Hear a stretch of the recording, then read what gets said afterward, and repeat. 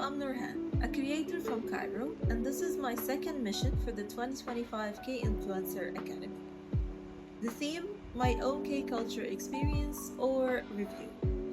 And honestly, I never thought a culture so far from home would end up inspiring how I think about fashion and even how I care for myself.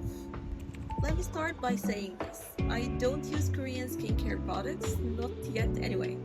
I have found Egyptian alternatives that work well, with better prices and less waiting time. But here's the thing, I wouldn't even be using skincare if I hadn't been exposed to Korean beauty culture in the first place. And it wasn't about the products, it was about the mindset. The idea that self-care isn't just vanity, it's consistency, softness, and showing up for yourself. I can't name a single influencer who started this shift in me. It was more like a wave.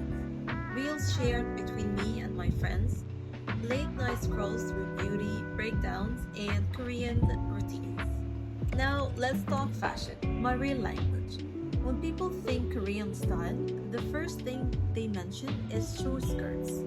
But that's just the surface. When I dove deeper, I realized Korean fashion isn't just one thing.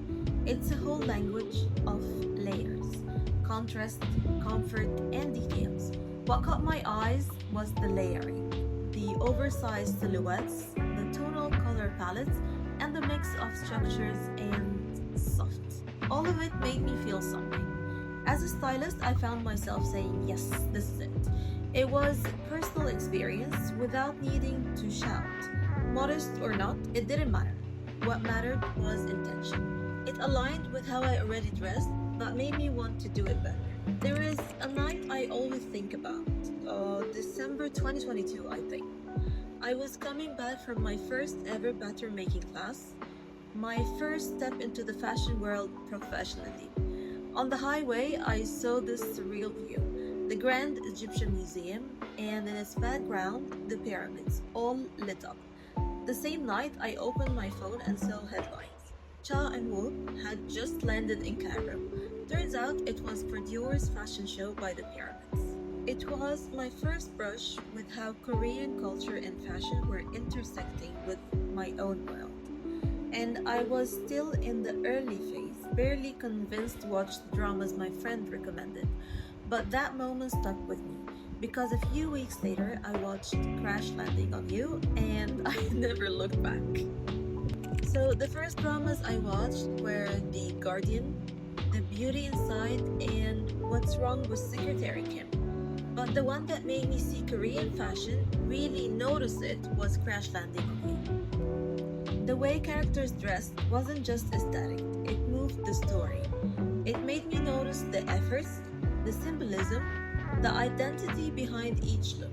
Since then, I started seeing Korean fashion not just as style, but as cultural storytelling. It wasn't about copying it, it was about understanding it and letting it blend into my own taste.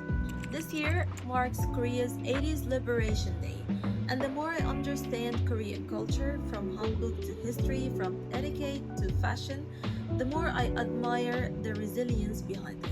As someone from Egypt, I know what layered identity feels like. We are more than what people assume from the outside.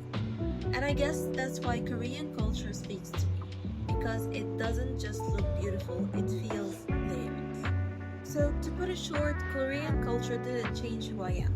It helped me reflect more deeply on how I express myself, through fashion, through skin, through confidence. And now I'd love to hear from you. What Korean drama changed the way you see style? Or what K-beauty product would you recommend to a complete beginner? Let me know in the comments, and if you love content that blends global fashion and personal expression, subscribe. There is more to come.